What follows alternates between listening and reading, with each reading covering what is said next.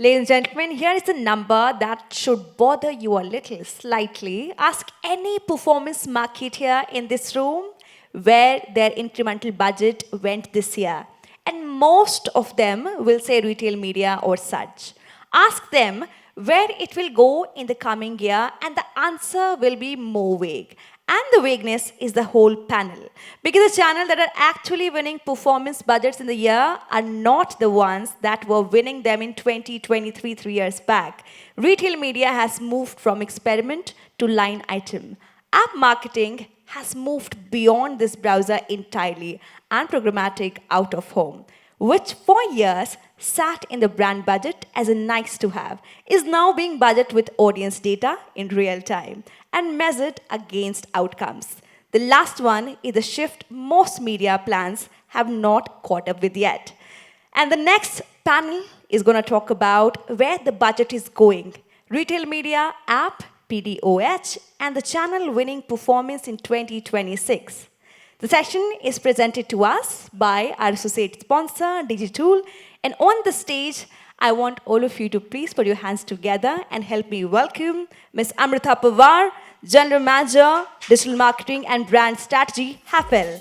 May I please invite you on the stage, ma'am? Very warm welcome to you. Thank you so much for joining. Moving on, we have Ms. Shalini Kumar, Head Consumer Experience, Kenvue. May I please call you on the stage? Very warm welcome, Ms. Shalini. Thank you so much for joining. Up next, we have Dolly, Davda, Head of Marketing, BookMyShow. May I please humbly and respectfully invite Ms. Dolly on the stage. Thank you so much once again to you for joining us here. Moving on, we have Vibha, SC, Programmatic Consultant and pDOOH Lead, Google. Ms. Vibha, let's welcome you on the stage. Up next, we have Mr. Ashok, Shinde, Managing Partner, Strategy, PivotRoots. Let's welcome you on the stage, sir. And our moderator of the session, Mr. Anuj, Bhandari, Founder and Principal Strategist at DGTOOHL. Very warm welcome. We have a brilliant line of our panelists. Thank you so much to all our panelists for coming and joining us here.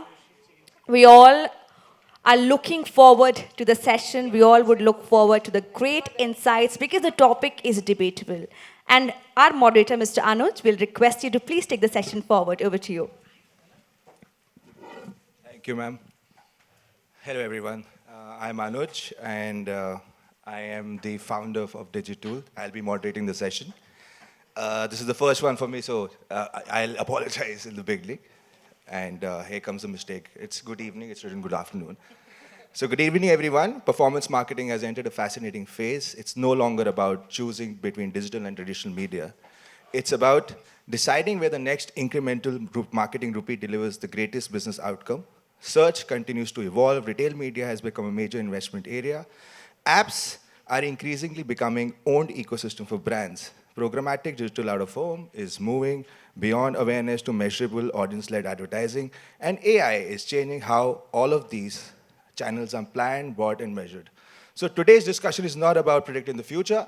It's about how marketing leaders are making investment decisions today, which channels are earning larger budgets, which ones are proving their value, and ultimately convincing organizations that one channel deserves more investment over the other. Let's begin with categories where purchase journey is long, considered, and influenced by multiple touch points. That makes budget allocation especially challenging. So my first question, the first topic, is where is the money moving? And I think the first question is with Ms. Amruta Pawar. So since, for you're a category where, purchases are infrequent and considered and influenced by external factors like architects, designers, and showroom visits, not only digital ads. How has that changed the way you think about investing across search, retail media, and new performance channels? Hi, everyone. Good evening. Like you rightly mentioned, right, no one wakes up suddenly one day and says, listen, I want to buy a hob or a hood. we are in the journey of being in the moments of in the consumer's life. It's about when a consumer is renovating the home or moving into a new home is when we, arrive into their lives. So for us, now speaking of audiences, starting with very basic for us, is that we have three different kind of audiences. One is end consumer, like you and me, who are moving into homes or renovating. Second is the influencer. Influencer for my industry is an architect, a carpenter, a contractor, or interior designer who helps in making that decision. And third is my channel partner. Now, if I make only a plan with end consumer only, it won't work. It has to stitch across, all these audiences and then drive the objective. Coming to the search, because that's a large platform. The search is where we are working, and I was just having a discussion outside some time back was, for me, brand search, category search is obvious. Why searches are now moving towards modular kitchen under so-and-so budget, or German hardware versus Indian hardware. So that's where my volumes are now coming, and I have to operate in that space. So just being, generic brand competition is one thing, but now I have like a completely new search volume, which is also coming thanks to the LLM models, where everyone is doing the research first. Retail, I personally believe that it's like an insurance. Because if a consumer knows about the brand, right, then it's bound to come and all. So it's not incrementality for me there. I just have to have a defensive strategy to ensure that when the consumer has come, we kind of push towards that consumer, either whichever phase he or she is in, towards the next phase of the overall journey or a funnel. So, and then when it comes to the conversion, a conversion for me, to be very honest, it's not a 7-day click or a month click. A conversion can be same month, a conversion can be next month, a conversion can be next year. So for me, my hot, cold, warm is also very different. Now when I look at this ecosystem, and then if I look at my media mix is very different. So which touch point has the biggest influence as per you on the final purchase decision? It is all right now. All of them? It's all right now, because you never know when. So a consumer might come to know about my brand in say a showroom where an architect has got the consumer. The consumer will immediately open a phone and start researching.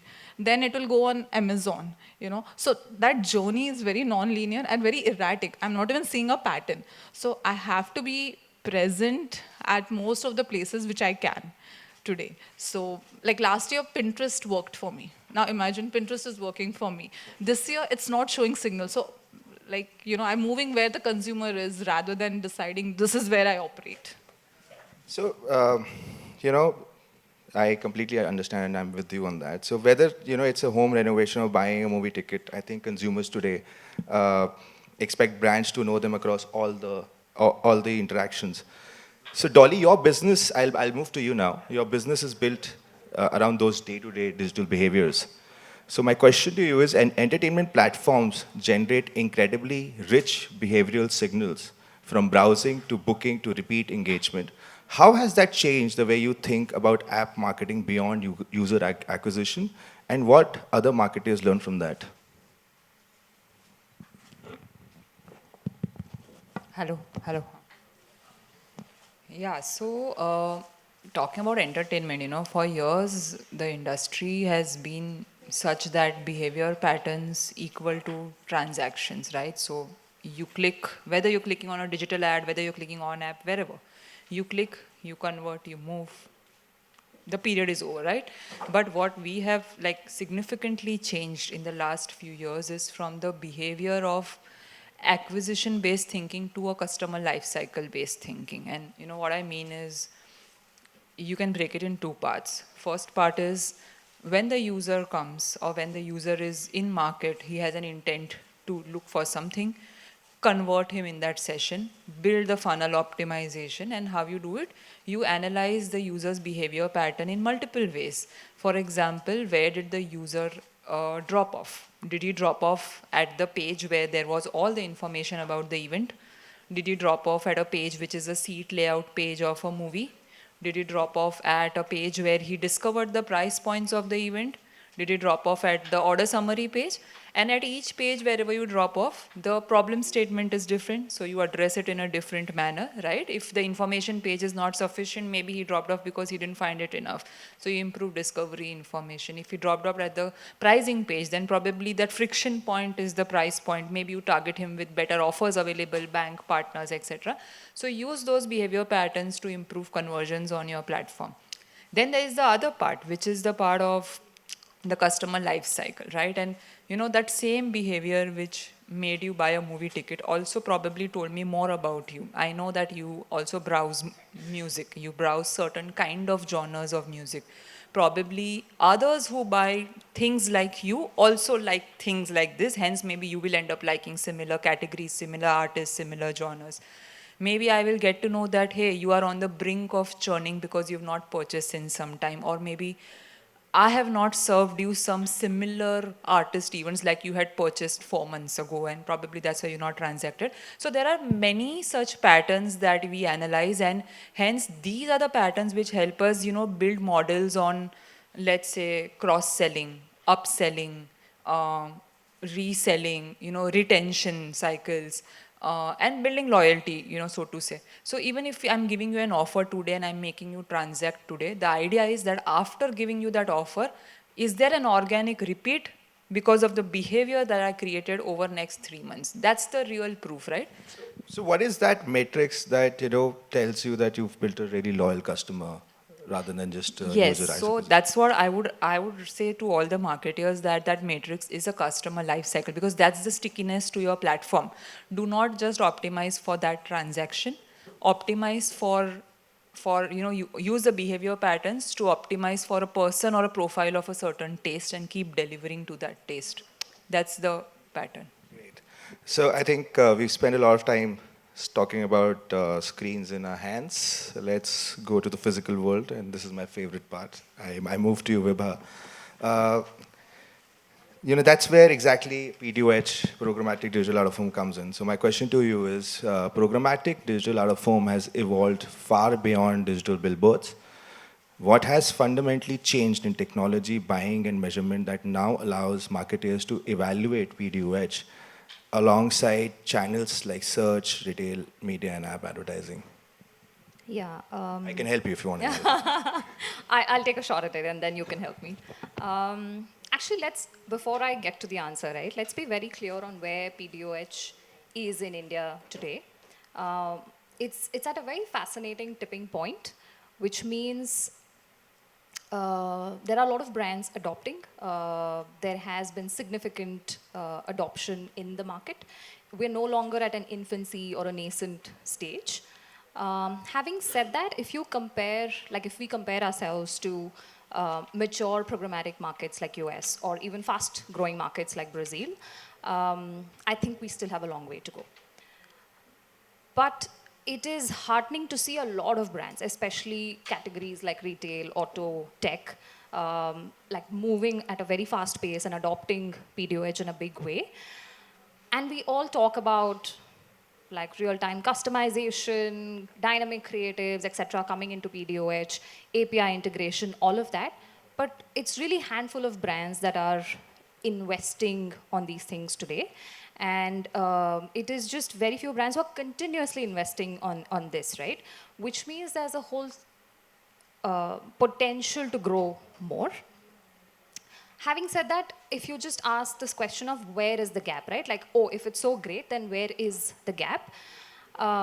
Because there's infrastructure. Platforms like DV360 have come in and have created certain transparency in the ecosystem on showing valid, invalid impressions, etc. There is intent in the market also, but there is still a gap. And if you question what that gap is, I think fundamentally there is an organizational inertia and an inherent gap between how offline and online buying happens, right? Traditionally there's offline team, there's online team. The offline buyers think in a certain way, the digital buyers think in a certain way. And I feel like pDOOH sits in the middle of that, and nobody wants to claim ownership for it. So I feel like as an ecosystem, it is up to us to sort of come together. And to answer your specific question, right, what has fundamentally changed in those three things, which has brought pDOOH at similar parlance as rest of digital media. One is in the buying. Like it allows you to do real-time impression based buying based on audience inventory. Two, in terms of technology, like I said, infrastructure like DV360 allows you, or any other DSPs for that matter, allows you to transparently buy programmatic digital out of home. And all of the innovation that you can do with APIs based on weather, based on traffic congestion, you can customize your creatives. Last, and I think the most important one, is measurement. You're able to close the loop, like you can do search lift attribution, or you can do footfall attribution.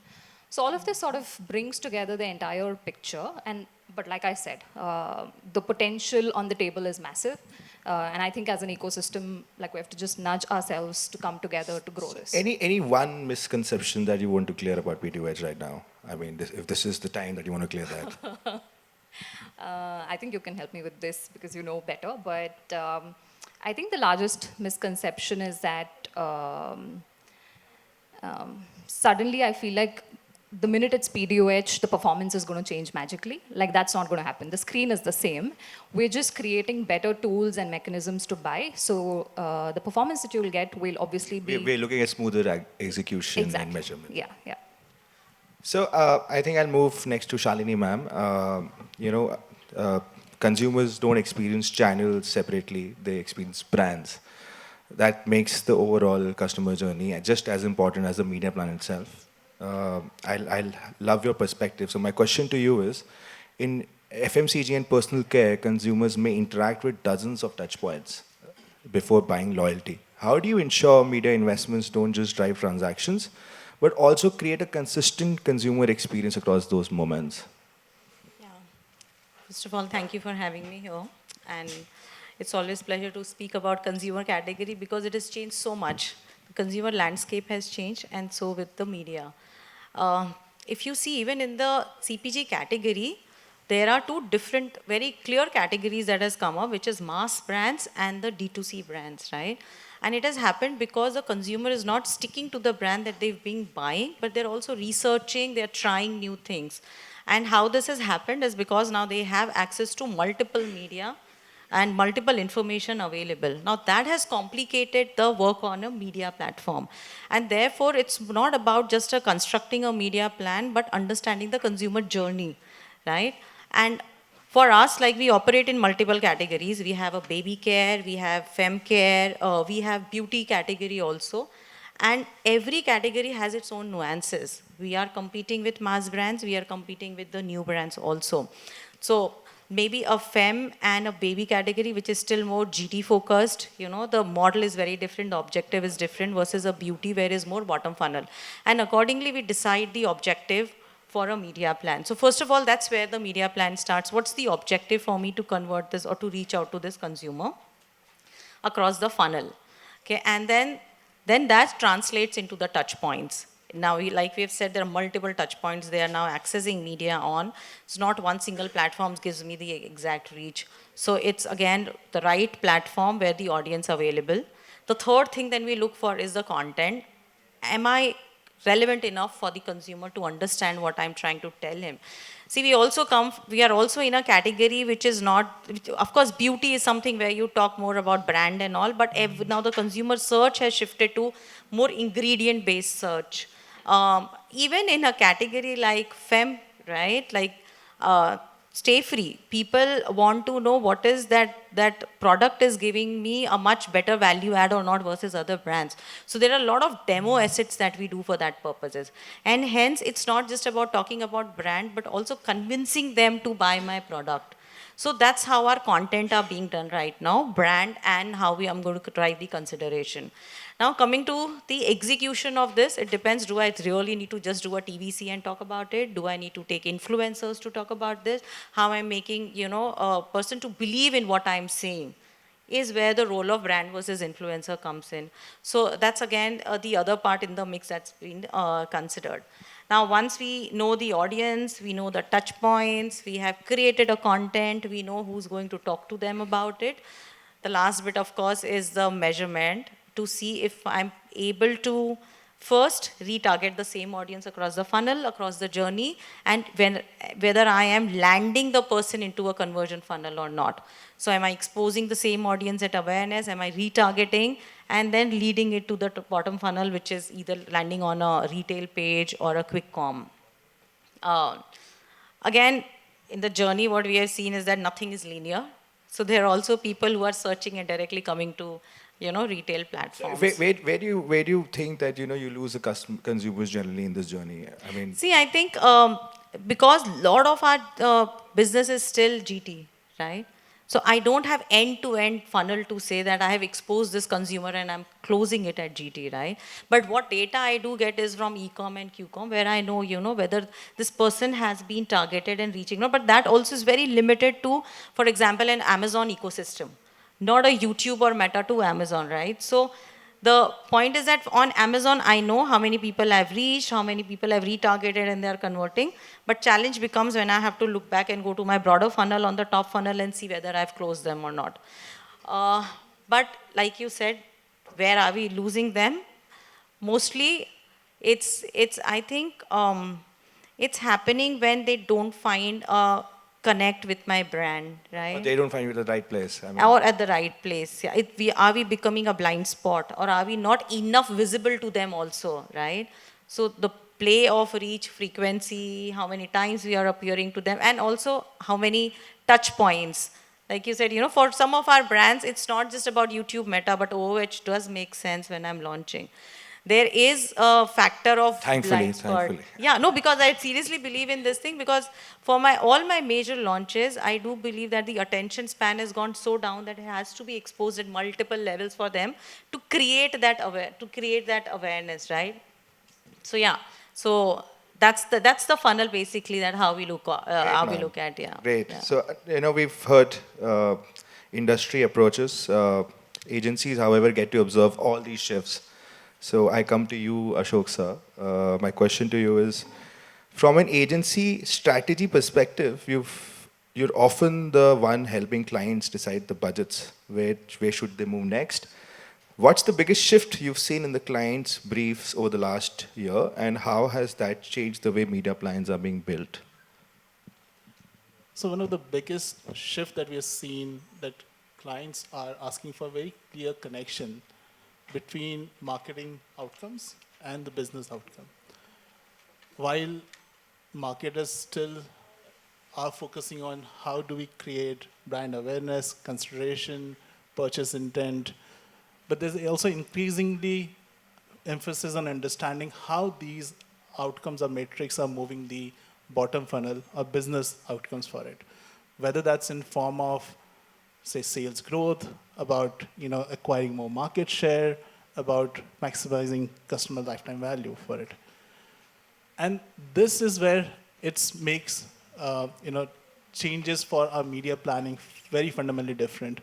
And I think you all three spoke about it, Amruta, Shalini, Dolly, about how you guys actually look at trying to get to the consumer, and it's so fragmented, it's so diverse in terms of where they could be, and there are so many multitude of factors that needs to be kept in mind when we are looking at planning. So nowadays the planning has fundamentally changed, because you need to start with the business outcome being kept in mind. And then we understand what consumer decisions or behavior are needed for it. And how do we really get to that using the right media options that are available for it. Yeah. This also goes to change because there are so many multitude of platforms that we have to factor in. And it's just not digital. We spoke about outdoor, there are large ATL formats that probably would have to be factored in for it. And in this whole journey, what we're also seeing is there's enough and more emphasis with data available on retail media, because it's such high intent, high intelligence data. It can reveal a lot about a consumer, their need state. It's just not needed for a brand who's selling those products, but it also can be used as the proxies for other brands that they can leverage. Yeah? Someone who is perhaps buying diaper indicates there's a life event that's already happened in individual's life they probably become parent, so maybe there could be a lot of different services brand would want to sell to them for it, differently for it. Also increasingly, and many of you spoke about it, brands are leveraging data enormously. They are working toward first acquiring their own first-party data. In absence of such data not being there, they're looking at turning to retail media for commerce data for it. Or there are data partners which is helping fuel, fill that gap for it. So if I look at it, there's so many multitude of things that are happening that has to be kept in mind. And eventually when we all look at it, our plan needs to also always look forward the outcome that it is going to drive. And we look at a lot of data insights, a lot of past precedents of the campaign or category that might have worked for it, what formulation would really be helpful. And if there are studies that would have done, that all goes as an input to our plan.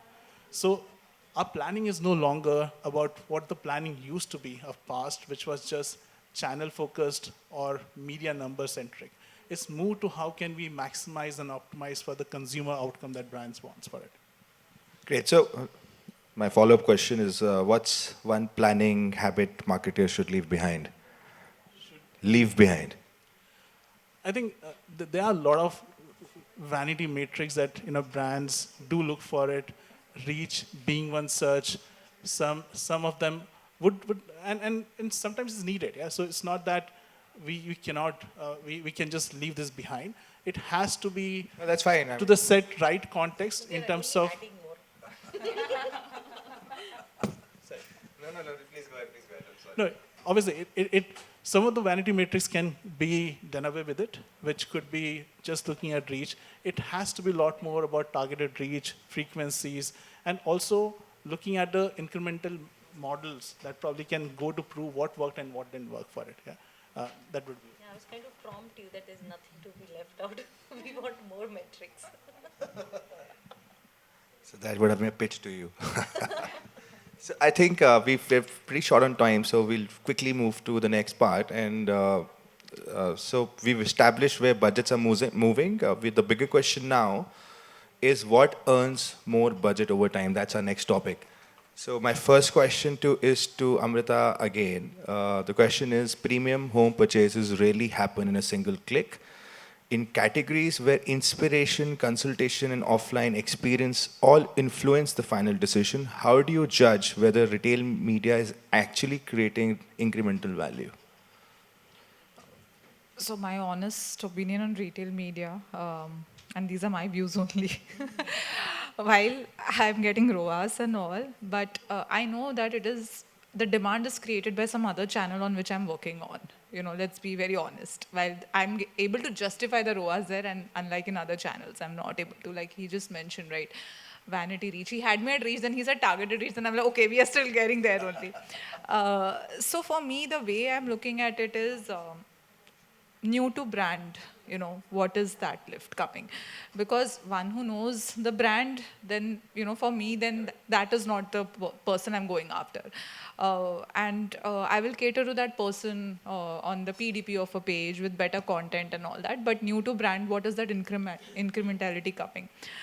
Secondly, he mentioned that how can we tie with the business outcomes? And in fact, recently I did an influencer activity wherein typical influencer campaign is a vanity campaign, but we actually went one step ahead and we tied it down with a walk-in. Now, obviously, it's a difficult task, we cannot say it's like a black and white, it's still in the grays, but now we are tying up, the activities which are still in the reach frequency to actually a bottom of a funnel, how many consumers have walked in or how many consumers have dropped an interest for a particular category or a design services also. And like I earlier also mentioned, conversion for us is a long cycle, So we really don't define there, It's either happening this month or never, or maybe like 6 months down the line. We did try our hands also in the outdoor space, and now that I was just hearing this discussion, the very first year with our brand campaign, we did a anamorphic hoarding. Now it was like, wow, right, exactly. See, this is the whole fun. We're doing that a lot now. So it was like we've reduced the cost also. So because we were launching the brand ambassador, and first time the brand was getting a face and all, so we went all out, all guns out, like, outdoor, media, offline, online. But again, it's good to have. So today when a partner comes to me, listen, you're not doing an outdoor and all, my say is very simple. You please put half the money, I'll put the half the money, and let's see it. Because they also understand, You mean you're Absolutely. So I'm looking at that investment because I go for market visit and they're like, no one comes, no one can see I can us. do that. I mean, you can use our media. We'll put it half the cost. So everything now is kind of, getting tied down to actual, for me, it's not conversion, but pseudo conversions or my definitions of conversions that I have done. I think you've answered this, but I'll still ask you, how do you avoid giving too much credit to the last click? Sorry, can you repeat? How do you avoid giving too much credit to the last click? See, it's a channel specific thing. For example, in the marketplaces, yes, it goes to the last click and all. But when it is, for example, a customer that we have captured at an exhibition or in a showroom or an architect has got, that I can't. Because that customer will be going through multiple entities. Then like she said, right, we also go at a partner end, and then it's lost. Then we don't know what has happened. While there is a sales rep in, throughout the journey, but we really don't know what is happening, and the data is not coming back. So in these channels, I can't. Awesome. My next question is to Dolly. Entertainment audiences make decisions in real time. What to watch, where to go, and what to book. How is AI helping you anticipate consumer intent without making the experience feel overtly automated? That's a bouncer for me. Yeah, my first point was honestly going to be, the moment you said how is AI, I was going to say that, I mean, I'm no expert on AI. I think like everybody in this room, probably we are also learning, evolving. Things change, technologies evolve, and then you unlearn and then you relearn some stuff. So we are also going through that journey, honestly. And yes, you are right that, like entertainment as an industry is things are unlike a CPG industry or a product industry where you can buy things after 1 month or in the next, product upgrade cycle. Here, things are perishable, right? I mean, you want to watch a particular artist coming to India. First of all, the inventory is limited, and then the days are perishable. If the artist is gone, it's gone. You will miss the opportunity. So obviously, there's a lot of emotional or, like intentional decisions which are made. A lot of times it is spontaneous. A lot of times it is planned months in advance, right? So yes, that's absolutely true. But what we at BookMyShow, we believe is that AI should help you improve with efficiencies, with business decisions, marketing decisions, but it does not replace a human choice or a judgment of what you should be doing or picking up. So when I say how it helps us, I'll give you a few examples of what all we've been doing right now. So let's say our business decision, right? Like we do a lot of consumer insights, conversations, sentiment analysis to understand what are the people looking forward to spend on or to hear the artist. And AI helps us, get a lot of answers to these questions, which helps us make the right business decisions. Coming to, say, marketing decisions, between announcing an event and actually an event happening, there is this whole cycle of promotions, right? So based on a lot of trends, sales velocity, which window it's selling highest, which language, which artist, based on all of these parameters, it helps us make decisions on, where is your ROAS better, where is your CPTs better. Hence, when and where should you invest in marketing? That's another point. Discovery is the third point, right? So AI should help us compress the window between intent and decision making, right? And to compress that window, how do you leverage AI to improve efficiencies, data analysis? A lot of those things are, what we do on a regular basis.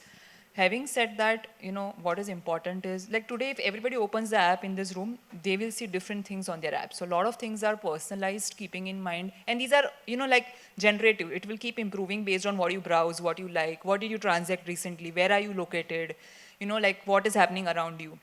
So these kind of things keep happening on the app repetitively, but at no point we want to make it look like, hey, there is this big daddy AI who is, surveilling like, all of you and all. It has to feel like there is a friend who understands me, my choice, and hence it's very invisible, right? I mean, I'm not like shouting in your face that it's personalized. It has to just be like, you understand my taste and you're recommending me. Amazing, super. I come to Vibha. So As AI becomes central to programmatic buying, where do you see the biggest opportunity for the next 2 years for audience intelligence, smart bidding, cross-channel optimization, or measurement? That's another bouncer for me. Okay. So, okay. Today, I think the biggest use case of AI in programmatic has largely been around bid optimization. And I think like teams across advertisers, agencies, people have done phenomenal job in terms of using AI in programmatic for bid optimization. But if we continue with just this one use case, it's almost like buying a Ferrari to do grocery shopping, right? So you're reducing AI to just some very basic use cases. And I was looking at like a McKinsey report the other day for something that I was working on, and it said that 90% of advertisers use AI already, but only 6% of those advertisers have actually seen impact on the business metrics, right? Which means there's time to like reevaluate like where are you using these use cases, what are your top use cases. The way I look at it, three things, right? Or at least I'm hoping these are the three things, big use cases that gets unlocked over the next 2 years. One is more fluid budget allocation across media channels. So think of it today, right? If you have $100, then marketers like them sort of sit and evaluate based on various studies or past data, et cetera, will say, hey, 30% on search, 30% on retail media, 20% on DOOH, hypothetically, right? And then post-campaign, you will evaluate and be like, okay, based on all of these learnings, we will reallocate budget for the next campaign. Imagine if AI, and I know teams are working on this already, if AI can fluidly manage budget across these channels, based on a certain outcome that you want. I feel like that will be a very cool use case that can get unlocked. And the second one is, I think Dolly also spoke about it, right? Like personalization not in your face or personalization not in a creepy way, but if AI can help personalization in a very seamless and effortless manner where depending on the place that you're in, the context, the location or the weather, the traffic congestion, if you're able to personalize creatives or assets or any kind of communication, I think that will be a big unlock, a big use case unlock. We do all that. I mean, somebody has to come to us. Yeah, but I still feel like there's a lot of... he's already like 2 years ahead. And I feel like the last one, of course, when it comes to measurement, if there's a seamless way of looking at data in a privacy-safe manner, I think more and more as we move forward, privacy-safe practices are going to become important. So if you're able to look at privacy-safe signals and able to build audience cohorts that marketers can leverage and ad tech partners can leverage, I think those are some of the use cases that I think that I'm looking forward to, at least when it comes to AI. Super. Shalini ma'am, my question to you One is... point before you move to the next question. Sorry, I'm taking a little time. Please go ahead. Because we were discussing AI, I think one important thing I want to say is when we do live events, physically on ground, there is one big use case that we've unlocked for mega events like Coldplay, like Lollapalooza, where you have 50, 60,000 people coming. We have AI-enabled cameras, CCTV cameras on ground, which help us track. We have a full-fledged voice of like BOC room backstage, where we constantly track crowd movements because it helps you understand early signals of, like a lot of people crowding at the barricades or, like where that there's a chance of a riot or a stampede or somebody suffocating, and how do you avoid that in advance? I think it's a big physical use case, very different from what we've discussed, but there are these kind of use cases which are phenomenal. Someone told me this a few years back they use that in Mohali for traffic police, and they actually maneuver the red lights with that technology. They see the traffic. There's no manual intervention, so it's amazing. But I was at the Kumbh recently, and it was used in the Kumbh. I don't know it didn't work. If it worked, that's what I was going to say. If it worked, didn't work is a different story. Yeah. And at these events, I don't go to, so. So, Shani ma'am, my question to you is, consumers increasingly expect every interaction with the brand to feel connected, whether it's an ad, an e-commerce experience, or customer support. How important has first-party data become in delivering that consistency? Yeah, I'll take a real life example here. You've sitting there, you've closed 2 to 3 proposals already because you've personalized your offering. That's that's what. I start with FOC. You've got 50-50 at least, so. FOC for 5 days. My Shivalik is sitting there. She's my CEO. She's going to kill me for this. Yeah, so that's why, you know, first party data is something that for a CPG category becomes very important. For us, 1.4 billion people are all my consumers, right? But how to get to them? I don't have enough budget. I don't have enough ways to target all cohorts. So of course, yes, first party data for this category becomes very important to understand the audience, be more relevant and sell my product and convert it, right? Also, what has happened in the time is that these cohorts, because to understand them, their behavior in terms of research and all, right? What is it that they are searching for? What is it that they want to search next for also becomes very important for us in terms of innovations and the new product that we want to come up with. So understanding these consumers beyond pitching them is the second use case for us. Third, of course, like you've all spoken about the AI thing. I think that's going to play a major role in CPG category where if I have my first party data, how the system itself optimizes and finds the audience, reach out to with different communication, bases their interest, bases their past behaviors, and get me an outcome. So it moves completely from a manual engagement with these cohorts to automated. That will help me in any ways to expand the reach that I'm having. Cut down a lot of efforts. It will be, of course, efficient, of course, but it's going to be very effective because it's an outcome-based thing that will happen once the first-party data reaches that kind of threshold level in the category. Yeah, so that's it. Yeah. Thank you, ma'am.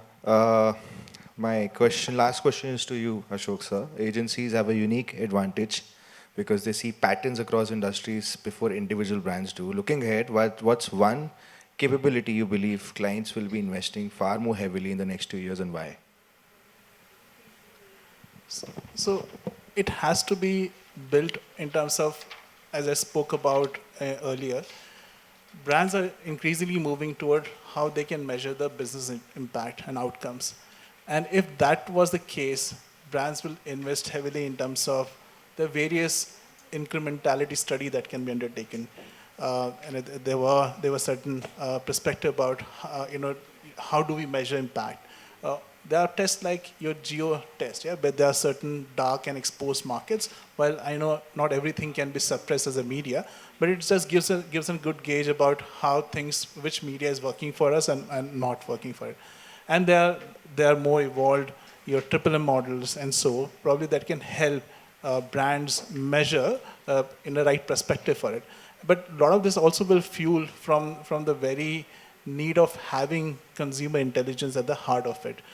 Without us having first-party data, often could really not help us solve. While some of the models can work beautifully without having brands access to the end consumer customer data, but it can show directional result for it. So definitely it will be the measurement and how they look at incrementality measurement overall. Brilliant. So I think it's very short of time. I'll just close this with the final takeaway from each one of you. 10 seconds only. So, I mean, we can extend, but 10 seconds is what's written here. So, the marketing budget of the future will reward brands that, starting with you, ma'am. Show business outcomes. Super, ma'am.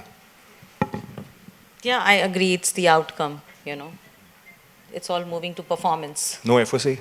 To performance, yes. It's not efficiency. I'm talking about effectiveness. I think two things. One is authentic positioning, because today's generation sees through like fake, pseudo, like cool brands. So authentic positioning, and you spend on that, and then performance and outcome. Great. I mean, where the consumers are and brands that use technology. pDOOH. Yeah, of course. pDOOH, of course. Yes, sir. Yeah. It essentially boils down to the consumer intelligence, really, that will inform where they should be investing. It's not about having the most budget, but how you really invest smartly overall. Great, sir. Thank you so much. I think we're done with the session. time's up, it says. Thank you all. Thanks a lot. Thanks, Anuj. Let's hear a huge round of applause. I would invite everyone, our panelists, our moderator, to please get together for a group photograph.